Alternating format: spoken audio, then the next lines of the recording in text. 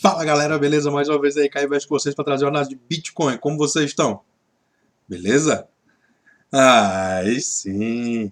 Então hoje, dia 15/6 aí de 2020, às 10h52 da manhã, estamos começando mais uma análise de Bitcoin e Ethereum.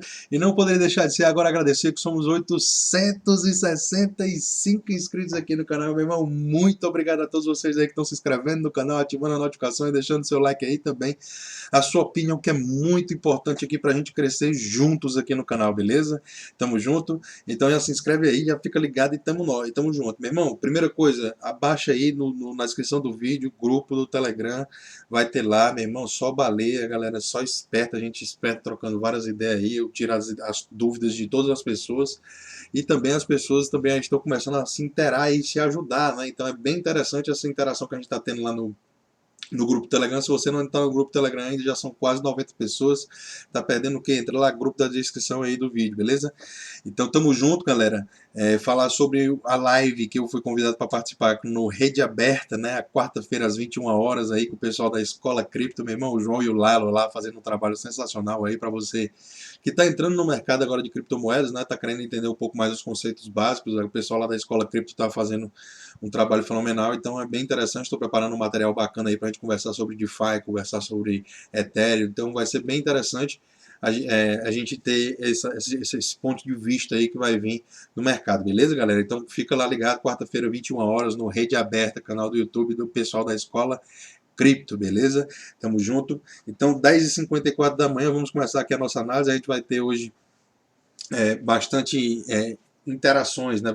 Algumas notícias aqui do mundo institucional, que eu sei que vocês gostam, né? De acompanhar esse mundo institucional, né? De como essas instituições financeiras tradicionais estão querendo entrar cada vez mais para o mundo de criptomoedas. Então, se você quiser ficar ligado no vídeo hoje até o final, não vai perder, hein? Tamo junto. Então, tamo junto aí, galera. Vamos passar primeiro aqui pelo nosso medidor de sentimento do mercado aqui, Fear and Greed Index, né? O nosso medidor de medo e ganância do mercado, onde a gente consegue ver como anda o sentimento geral de todas as pessoas aí, que é que a média das pessoas está achando agora no momento, né? Então, é bem interessante a gente ver que está na casa dos 37 pontos, aqui foram no mês passado, na semana passada, ontem e hoje nos 37 pontos, né? A gente acabou de bater o suporte aqui, na realidade a gente estava com o suporte aqui na casa dos 38 pontos e agora 37, então ainda está tranquilo, né? Estamos na mesma região ali de suporte ainda do sentimento do mercado como um todo, e o preço continua acima dos 9 mil dólares, né? A gente teve uma quedinha aí, a gente vai repercutir no gráfico também até aqui no final do vídeo, então fica ligado. Mas está bem interessante ainda, saudável aqui esse movimento, até onde a gente está vendo aqui, está bem interessante de verdade. A gente tem que ficar de olho aí para ver como é que ele vai se comportar, né? Se a gente vai vir testar suportes aqui embaixo, aqui nesses topos aqui anteriores, na casa dos 20, 21 pontos, ou se ele vai começar a achar suporte já onde ele já está aqui e partir para outros patamares, né? A gente sabe que a gente tem uma resistência bem forte aqui, delimitada aqui na casa dos 56 pontos aqui no nosso medidor de sentimento do mercado, né? Dia 2 de junho aí, a gente chegou nessa casa dos 56 pontos ali, o Bitcoin topando ali novamente na casa dos 10 mil dólares, está bem difícil de romper essa barreira, né? Então vamos ficar ligado no medidor de sentimento do mercado. Eu acho que é um bom indicador contrarian, né? Que você pode olhar ele de maneira contrária. Quando tem muita ganância, a gente tenta fazer uma realização de lucros, né? Quando tem muito medo, a gente, por outro lado, a gente tenta entrar no mercado, né? Então, assim é da forma como eu utilizo esse indicador, né? Não estou falando para vocês fazerem, cada um utilize aí da forma que você achar que deve. E eu acho que é bem interessante você estar entendendo cada vez mais essas relações, né? Então vamos partir aqui para o nosso Cointelegraph, né? Um site aí que a gente traz bastante notícias aí falando sobre esse mundo, né, de criptomoedas. Então eles têm também aqui um lado aqui que eles puxam para o lado institucional, né? E aqui a gente vê um novo grande fundo aí lá em Wall Street querendo na verdade ele pediu, né, a SEC, que é a agência controladora lá, como se fosse a CVM aqui, e aí eles pediram a regulamentação S1, né? Essa regulamentação S1 é para poder ela começar a fazer investimentos também em criptomoedas aí, em Bitcoin, né? Então é bem interessante, um outro fundo gigantesco aí, que promete ter uma diferença para aquele fundo da Grayscale, que a gente acompanha bastante aqui, sabe que o fundo da Grayscale, eles estão metendo a mão com força, né? Esse ano eles já compraram cerca de. Eles estão comprando cerca de 150% dos novos bitcoins que estão sendo minerados, ou seja, está sendo minerado cerca de 900 bitcoins ao dia. E eles estão comprando 1.200 bitcoins ao dia, tá entendendo? Então eles estão mais ou menos nessa faixa aí. E aí o que acontece é que cada vez mais a gente vê que esse mundo de instituições, né, essas instituições, elas estão mais interligadas com o mundo das criptomoedas, né? Eles estão cada vez mais eles vão querer adotar cada vez esse padrão, né, que a gente sabe que é público e não tem como separado, né? Então a gente tem aqui um fundo gigantesco, esse Wilshire Phoenix aqui, é gigante mesmo esse fundo, e ele vai ser diferente do fundo da Grayscale, porque ele já chega no mercado dizendo assim, meu irmão, o GBTC, né, que é a share aqui da Grayscale, ele simplesmente tem um preço muito maior, né, ele tem um prêmio maior do que o preço spot do Bitcoin no mercado tradicional. Quando você vai comprar o GBTC, você paga mais do que esses $9.000 que a gente compra no mercado normal. Sai mais caro comprar na GBTC, na Grayscale, do que no mercado tradicional. Então é bem no mercado spot que eu e você compramos. Então eles já pagam esse prêmio lá e também tem as taxas anuais aí de gestão dos fundos, né? Então é bem interessante que esse fundo novo aqui agora da Wilshire, né? Wilshire Phoenix, eles vão lançar com as taxas menores de custódia do que da Grayscale, e vão lançar também o sistema de que você vai poder pegar o Bitcoin em si, né? Se você, por exemplo, vai ter lá o sei lá, WP, vamos dizer que seja assim o nome, WP, Wilshire Phoenix BTC, tá ligado? E aí, se você tem esse WP BTC, que eu estou chutando, não é esse nome, eu estou só dizendo que vai ser. Então, se você tem esse WPBTC, você pode chegar lá na Wilshire Phoenix, entregar esse WPBTC e simplesmente receber Bitcoin de volta, que é uma coisa que é diferente do que o fundo da Grayscale. A Grayscale ela já não entrega fisicamente o Bitcoin para você. Então esse daí também é bem interessante a gente entender essa Bitcoin Backed Fund, tá ligado?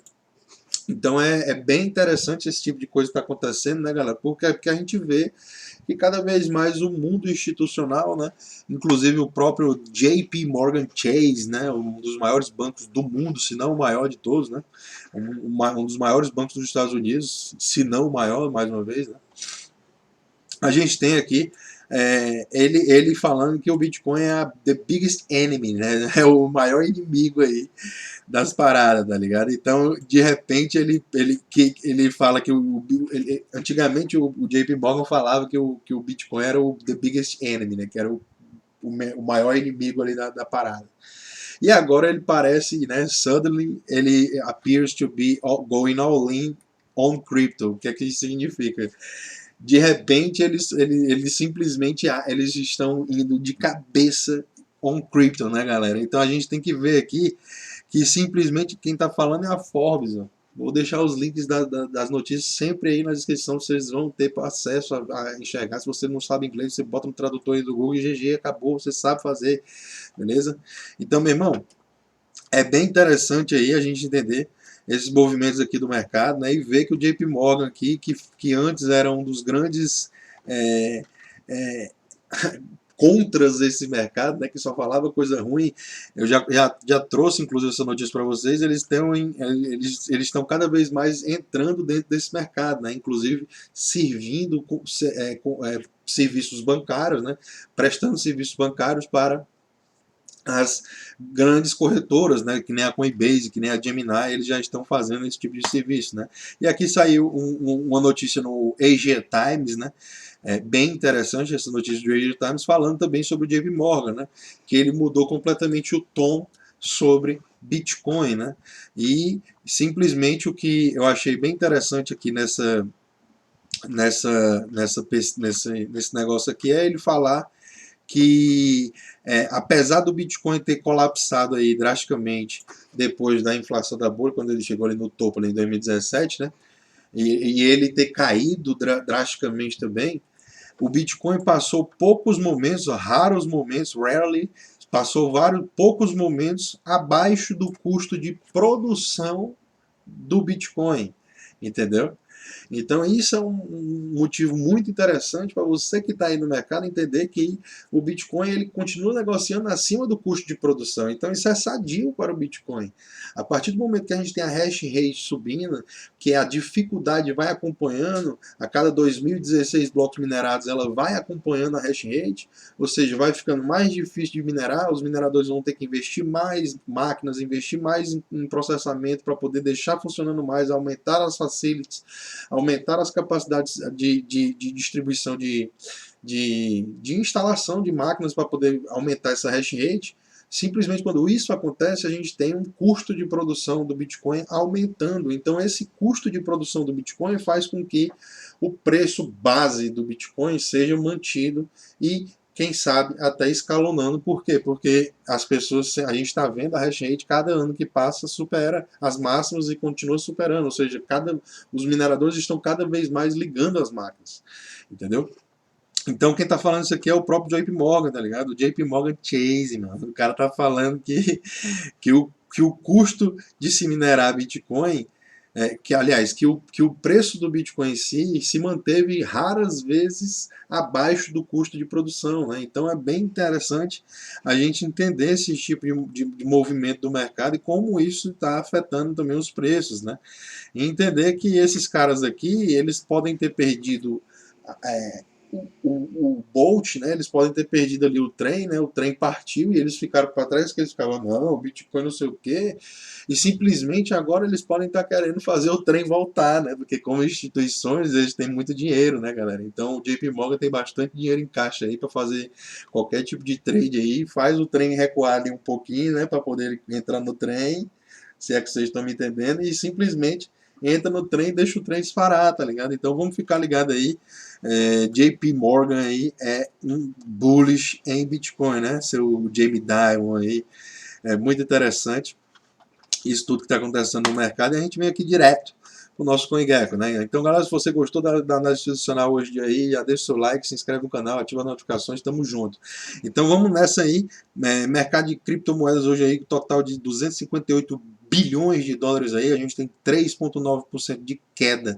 Agora, no momento, a gente tem 24 horas aqui de volume, negociando na casa dos 48 bilhões aí, recuamos na casa dos 50 bilhões aqui no CoinGecko, então significa que o volume está relativamente baixo, né? Enquanto a gente sabe que o volume está relativamente baixo, ele tende a subir em algum momento, né? Então vamos ficar de olho aí no volume e vamos ver quando ele realmente dá esse spike, né? O Bitcoin caiu, chegou aí na casa dos 9 mil dólares, 9.100 dólares aí, e agora está tentando sustentar essa pancada, né? Então vamos ver, porque o volume continua muito baixo e a galera já está se esquentando, né? Então vamos ficar de boa. Dominação do Bitcoin aí, 64,8%, o Ethereum vem logo atrás com 9,59% deste cap, né, galera? São 9.164 dólares aí para o preço do Bitcoin, uma queda de 2,3% nas últimas 24 horas, então a gente tem 167 bilhões de dólares aí negociados somente dentro do Bitcoin, galera. Olha como é a cada pequena ainda. Então a gente vem aqui para o Ethereum com 225 dólares aqui agora no momento, são 24 bilhões de dólares, uma quedinha de 4,9% aí nas últimas 24 horas, né? Destaque negativo hoje aí, a gente fala do positivo, mas tem que falar do negativo também, né? Então, destaque negativo a gente tem hoje aí Kyber Network caindo 7,3%, chegando a 1,14, né? Dias atrás aí estava negociando a 1,30 e tanto, então, meu irmão, só alegria aqui pro portfólio no último ano aí, 327% de movimentação positiva, talvez eu esteja no meio aí, mas dá para vocês verem aqui. E aí, a gente vem ver aqui sintéticos também, todas crescendo bastante aí nos últimos períodos, né, galera? Então vamos direto aqui pro gráfico, a gente deixa de balela e vem direto aqui para onde tá o que a galera gosta de ver, né, galera? A galera gosta de ver esse tipo de coisa aqui, o preço. Por quê? Porque é aqui que resume toda a movimentação do sentimento das pessoas. O sentimento, cara. É, porque é onde está o sentimento das pessoas, é onde está o preço.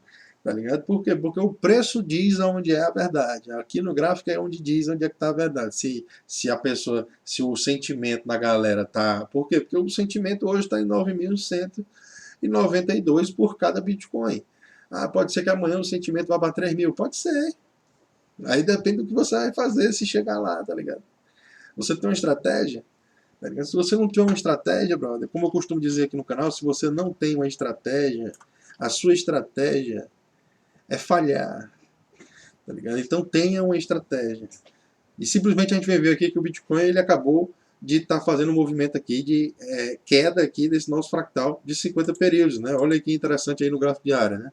Então a gente hoje tem um fractal de 50 períodos aqui nos 9.283 dólares aí. E ele realmente chegou a perder. No momento aqui, né? A gente tem que ver como vai ser o fechamento aí às 9 da noite, né? Por quê? Porque às 9 da noite é que a gente sabe como foi o dia, né, completo, né? Fechou ali o candle, né? Cada barra dessa daqui é chamada de candle e ela finaliza às 9 da noite, né? Aqui no horário de Brasília. Então a gente tem que entender que o mais interessante quando você analisa um gráfico diário é os fechamentos, não é o que acontece no intraday.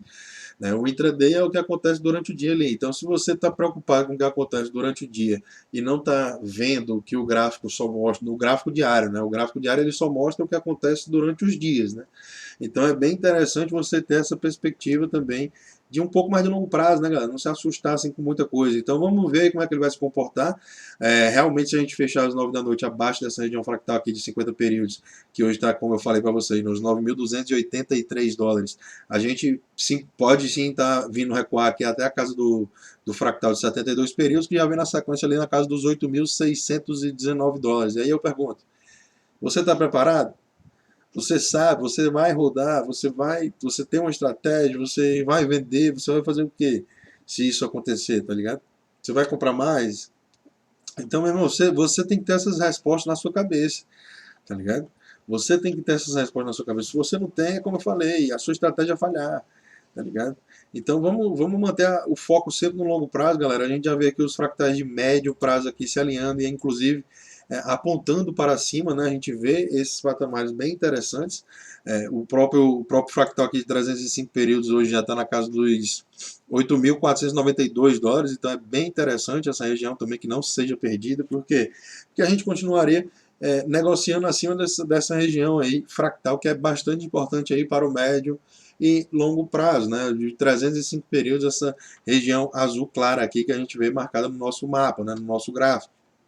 E a gente tem aqui simplesmente o fractal de 200 períodos na sequência já vindo ali trazendo suporte, na casa dos 8.192, 198 dólares, né? Quase 8.200 dólares aí, a gente vai ter um suporte bom aqui. Por quê? Porque tem muito trader olhando para essa região.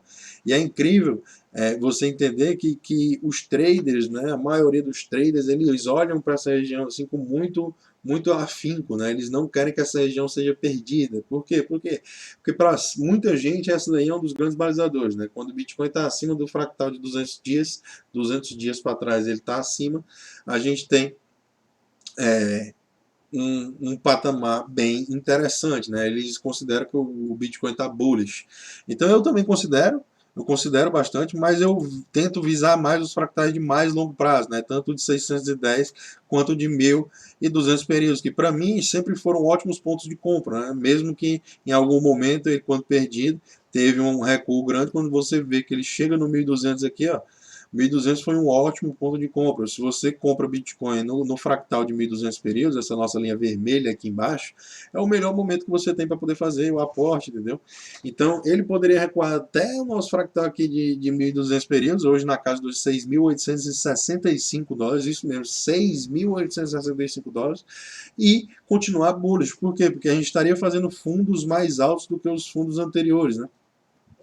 Quer dizer que isso vai acontecer? Eu não sei, brother, mas você tem que estar preparado. É isso que eu sei. Se você não se prepara no dia de sol, quando vem a chuva, você se molha, brother. Tá ligado? Então você tem que se preparar no dia de sol, tá ligado? Se prepara no dia de sol. E aí a gente vai, e a gente segue aqui, a gente segue para poder manter a análise aqui. Então eu acredito ainda assim que a gente ainda não perdeu os nossos fundos anteriores aqui, pelo menos na casa dos 8.697, 8.700 dólares aqui, a gente tem um fundo parcial, inicial, né? É, anterior, e a gente tem também um fundo aqui mais baixo, aqui na casa dos 8.260 dólares, aqui na casa dos 8.235 dólares, na realidade, para ser mais exato. E a gente tem que ficar de olho realmente nesse patamar, né? Porque se perde esse patamar aqui deste fundo aqui anterior, a gente tem espaço para estar recuando mais, né, galera? Então, testando inclusive esses outros fractais aqui de baixo. Então, vamos ficar de olho aí. Eu ainda continuo bem interessado no Bitcoin, porque a gente não perdeu nem o primeiro fundo ainda de base. Avalie o segundo, tá ligado? Então vamos ficar de boa, vamos ficar suave. Eu acho que tá bem saudável aí para a tendência do Bitcoin. E a gente vem fazer aqui o Ethereum, né? Não tinha separado, mas a gente pega aqui rapidinho, não tem besteira. Tá salvo aqui, é só botar aqui. E GG, a gente já vem aqui, ó, o Ethereum rapidinho, a gente já tem ele aqui, toda a movimentação do preço do gráfico diário do Ethereum, né? Então a gente teve essa grande pernada e depois está sambando de lado aqui, depois desse bear market que a gente está sambando de lado já há algum tempo, né? Se a gente for ver, já desde que a gente já chegou aqui nesse fundo, né? A gente tem aqui cerca de 577 dias negociando abaixo. E aí, dias atrás, né, a gente superou esse fractal gigantesco que vem aqui, ó, 610, essa linha macro que vem aqui. Né? Quando você vê que ele supera essa região e acha suporte aqui nessa região, ele começa a decolar. E aí a gente tem um teto para superar, que é a nossa resistência, nosso fractal de 1.200 períodos. Né? Depois do fractal de 610 períodos, essa nossa linha laranja aqui no gráfico, a gente tem a linha vermelha, que é o de 1.200 períodos, que hoje está na casa dos 294 dólares. Né? Então é dessa forma que eu gosto de ver o mercado, eu gosto de tirar o zoom, né? Olhar de fora, ver como é que anda e tal. Por quê? Porque é assim que eu acho que tem as melhores oportunidades aí no mercado. Né? E diferente do Bitcoin, o Ethereum não perdeu ainda o fractal de 50 períodos. Olha que interessante, ele vem, testa o fractal de 50 períodos e milimetricamente ele encontra aqui o suporte em cima do fractal de 50 períodos, pelo menos até aqui o momento no intraday. A gente tem que acompanhar como é que vai ser o fechamento, mais uma vez, como eu falei com vocês no caso do Bitcoin, é a mesma coisa com o gráfico do Ethereum. Gráfico diário a gente fecha aqui no Bitcoin, no Ethereum, às 9 da noite, no horário de Brasília. Então a gente tem que ver como é que vai ser a movimentação deste candle aqui, ainda continua muito saudável. Fizemos um teste aqui de topos anteriores, ó, vocês podem ver que essa região que a gente veio testar aqui, ela é a região de topo anterior, e eu falei para vocês que isso poderia acontecer de forma saudável, né, galera? Então, fractal de 50 períodos veio, foi testado, vamos ver se ele vai ser perdido. Na sequência, a gente já tem ali os 203 dólares, o nosso fractal de 72 períodos, né, a linha verde no gráfico. Então, a gente, na sequência, tem os grandes aqui abaixo, que é o de 100, o de 610 e o de 200 períodos aqui dentro da nossa box vermelha, que desde quando a gente estava aqui embaixo, eu vinha falando com vocês que era a nossa resistência. E quando a gente supera uma resistência, a gente tem uma zona de suporte muito bem definida, tá ligado? Então, é isso que está acontecendo no preço do Ethereum aqui agora rapidinho. E a gente espera também continuação da tendência, né? Nunca duvide da tendência até que ela mostre o contrário, né, galera? Então, vamos ficar de olho nesses patamares chaves aí que os ativos estão mostrando pra gente. E a gente está aí para meter a cara, né, galera? Skin the game, mostrar para vocês como é que eu estou fazendo aqui meus investimentos e da maneira mais sadia possível a gente trocar essa ideia aqui, sem fazer nenhum tipo de recomendação de investimento, sem fazer nenhum tipo de divulgação de besteira, tá ligado? A gente só fala aqui, teoricamente, de coisas sérias. Então, peço a opinião de vocês aí nos comentários. E sou muito grato a todos vocês que estão se inscrevendo no canal, ativando as notificações, deixando seu like e também a sua opinião, beleza? Tamo junto? Então, galera, o mundo é de quem investe aí. Qualquer dúvida, deixa no comentário. Um abraço e valeu!